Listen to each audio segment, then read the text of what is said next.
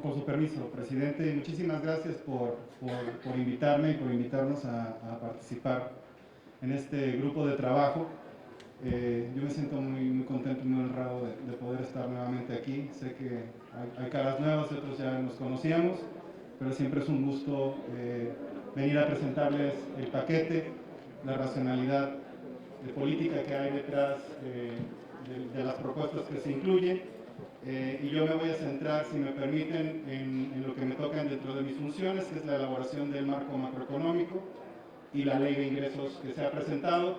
Sé que ya se han discutido parte de las reformas que son operativas por parte de la jefa del SAT, y algunos temas también de modificaciones legales que ha presentado el procurador. Muy rápidamente, estoy consciente del tiempo que tenemos asignados. Yo dividiría mi intervención, tal vez me voy a centrar un poco en darles una lectura y perspectivas económicas que nos permitieron moldear el paquete económico, sobre todo el marco macroeconómico. Les pido una disculpa, voy a volver a hacer referencia al 2020. Es muy importante entender la trayectoria que se observó desde el 2020 hasta con el impacto de la pandemia COVID al 2021 y cómo vamos a entrar al 2022, porque eso es lo que nos va a permitir darle forma a los agregados fiscales que se han presentado en el paquete económico. Al final voy a conversar un poco sobre algunas variables económicas que se incluyeron. Sé que hubo una pregunta relacionada con la producción de petróleo. La voy a abordar en mi intervención, si me permiten, para también un poco ir dándole salida a algunas de las observaciones que han dado. Y al final, un poco describir los cambios que se hicieron dentro de la ley de ingresos. Son muy pocos, en realidad la mayor parte están enfocados, es una ley de ingresos que se podría catalogar como orgánica, que ha venido creciendo en una estructura ya planteada, pero hay una modificación muy importante que me gustaría abordar al final y que también ya la jefa del SAT ha abordado, que es la propuesta de tasa cero a productos de gestión escolar. Entonces, si me permiten, voy a referirme al 2020 muy rápidamente. Vivimos una de las peores pandemias, de las peores crisis, tanto en crisis de salud como en crisis económica. Probablemente no lo habíamos vivido ni el mundo en los últimos 80, 90 años. Y eso solamente para dar contexto a los retos inmediatos que impone un impacto como el que se vivió con la caída del Producto Interno Bruto, pero también con la caída de los precios de los commodities, que son parte fundamental del paquete económico. También, de manera muy rápida, una vez que se reabrió la economía de manera parcial, y hace rato también tuvimos algunos intercambios con algunos diputados, lo decían muy bien. Al principio muchos pensábamos que la pandemia podría durar muy poco. Y luego se empezó a ampliar el periodo. Actualmente creo que nos queda muy claro que vamos a tener que vivir con esta situación por mucho tiempo. Tenemos vacunas, las estamos recibiendo, las estamos aplicando, pero hay variantes y esto está sucediendo alrededor del mundo, lo cual nos sigue imponiendo retos muy importantes, no nada más a la economía mexicana, sino a la economía de todos los países, pero sobre todo a las economías de más bajos ingresos. Y esto, digamos, ha generado un replanteamiento de exactamente cómo se tiene que abordar este tipo de impactos cuando duran demasiado. Las características de esta crisis son muy diferentes a las que se vivieron anteriormente. En esta crisis no hubo desequilibrios macroeconómicos, desequilibrios fiscales o burbujas que generaran algún tipo de impacto en lo que sería los factores de producción o los factores de la economía. Si recordamos un poco en el 95 o en el 2009, los impactos que se generaron por las crisis financieras eventualmente impactaron el sector real y esto hubo pérdida en la capacidad de producción. En este momento esto no hubo, la recuperación del empleo se ha dado de manera más rápida, también la recuperación de algunos sectores económicos. Esto no significa que la recuperación sea equitativa. En 2021 lo que estamos observando es ya el resultado de un jalón que tuvimos en la economía mexicana, que al principio vino del motor del crecimiento, del motor del sector externo. Como si recuerdan un poco, al principio de 2020 las exportaciones de México crecieron de manera muy fuerte y las importaciones no tanto. Después, después el sector interno es el que se puso a tono. Y lo que vamos a observar hacia 2020 es precisamente ya una mayor estandarización en el crecimiento de algunos sectores. ¿Cuáles son los sectores rezagados? Los conocemos todos porque los vivimos. Servicios, los que tienen que ver con proximidad de personas, servicios de hotelería, etcétera, donde la pandemia o las situaciones de salubridad todavía tienen que ser contenidas o todavía más sí, contenidas prácticamente, crear estas condiciones. De tal manera que hacia el 2022 los retos que vamos a enfrentar es efectivamente terminar con un programa de vacunación que ha comenzado. México está en una mejor posición en ese sentido con respecto a otros países por la estrategia de negociación de contratos. Los contratos han tenido retrasos y eso eventualmente va imponiendo una velocidad al programa, pero es uno de los países que más ha avanzado con estas dos limitantes, la entrega de las vacunas y luego el ritmo con el cual se pueden poner. También tenemos ya dos motores de crecimiento que están poniéndose a tono, el sector externo que fue el primero, como mencioné, y el sector interno que representa aproximadamente el 80% de la actividad económica del país.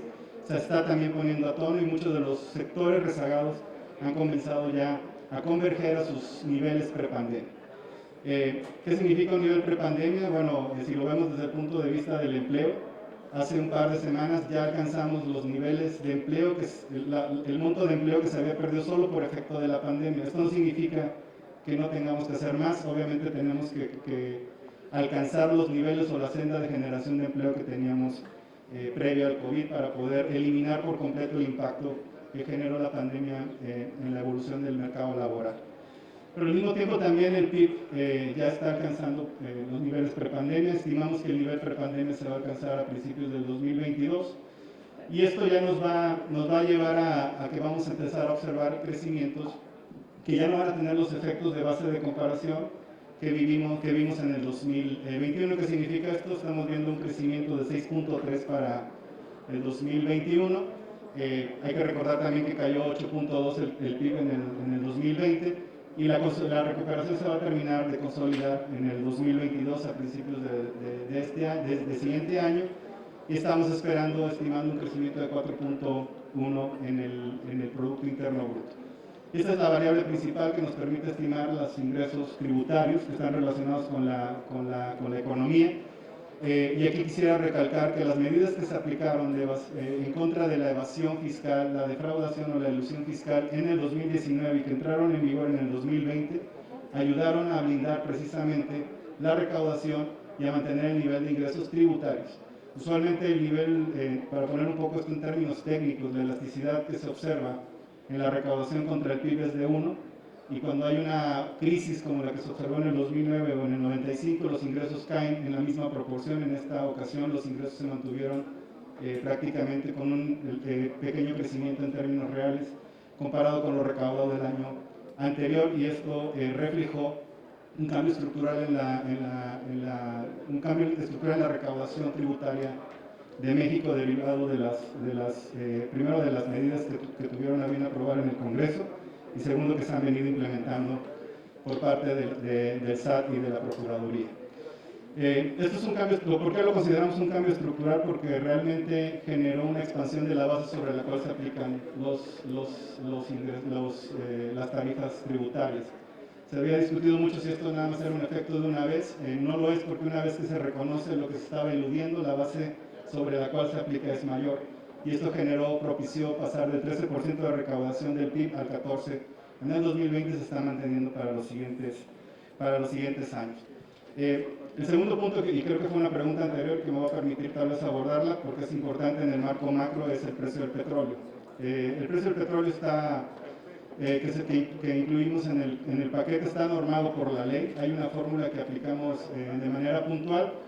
Sin embargo, sí hemos observado que los precios y la expectativa del precio se han estado moviendo un poco por encima de ese precio. Solo recordar que es un precio muy volátil y más que los movimientos del precio, lo que va a importar obviamente es que el gobierno siga manteniendo una estrategia de cubrir el precio del petróleo para no enfrentar un choque con una variable que es sumamente volátil. Y el segundo tema relacionado con los ingresos petroleros está relacionado con la producción de petróleo que se ha estimado y que se ha incluido en el paquete, que incluye la producción de privados.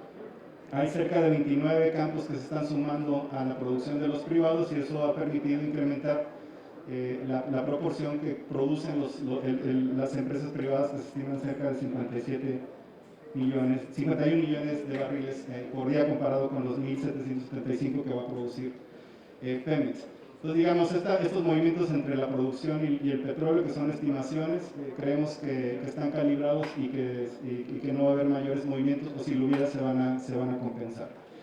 En términos también de balances, lo que estamos proponiendo es un balance que tiene mantiene implícitamente la trayectoria de la deuda con respecto al Producto Interno Bruto. La deuda en el 2020, la teníamos, mejor dicho, en el 2019 cerró en cerca de 48%, 44%, y por efectos de tipo de cambio, hay una parte de la deuda que está evaluada en moneda extranjera, cerca del 25%, del 23% del gobierno federal está en alguna moneda extranjera, dólares, yenes o euros.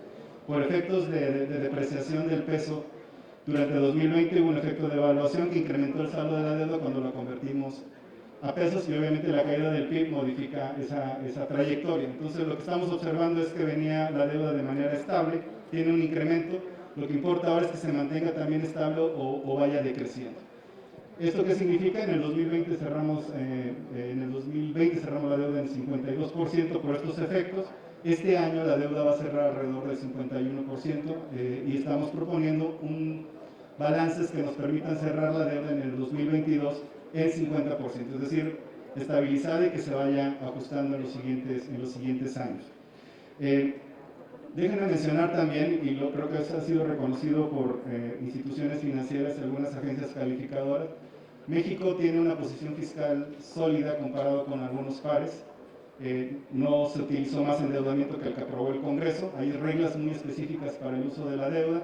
Los ingresos están blindados con las reformas que se aplicaron en el 2019, y esto lo que ha permitido precisamente es que no se tomen medidas procíclicas, como subir los impuestos para poder hacer frente a los impactos que se generan en los agregados fiscales, ya sea en el gasto o en los ingresos. Entonces, este 2020 no se incrementaron los impuestos, tampoco en el 2021, y el paquete de 2022, como lo ha mandatado el presidente, que tampoco se incluyan un incremento de impuestos de ninguna manera, salvo actualizaciones de inflación que permitan, prácticamente se mantiene la estructura igual.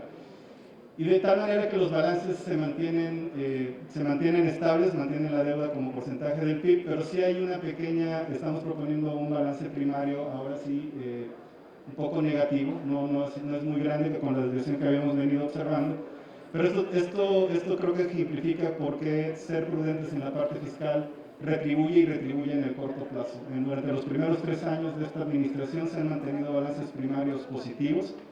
¿Y qué significa esto? Que vamos a tener los ingresos suficientes para pagar los intereses de la deuda.